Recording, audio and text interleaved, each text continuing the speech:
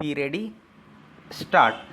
The main function of the post office is to collect letters posted by the public, sort and dispatch them to the various destinations where these can be delivered to the addresses.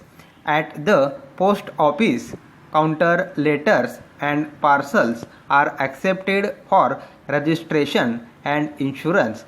Money orders are issued.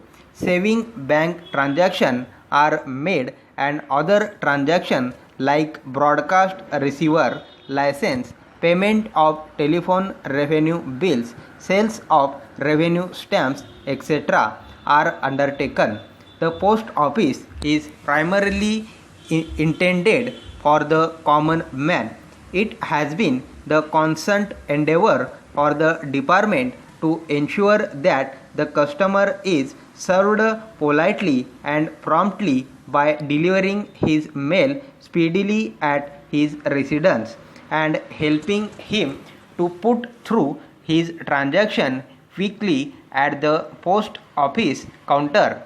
At the time of India's independence, there were about 20,000 post offices in India, and many of the villagers had to walk very long distance to the nearest post office for their transactions. It was therefore decided to increase the number of post offices, especially in the rural areas, and at the end of last year there were 1 lakh post offices in India, about 80% of them being in rural areas. Barring in a few cases, now no villager need walk more than 2 miles to reach the nearest post office for his transactions.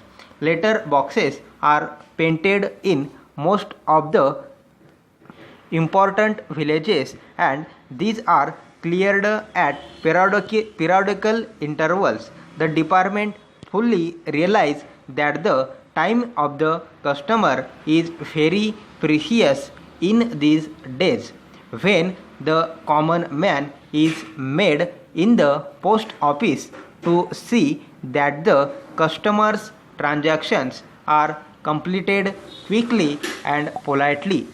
Service with a smile has been our motto.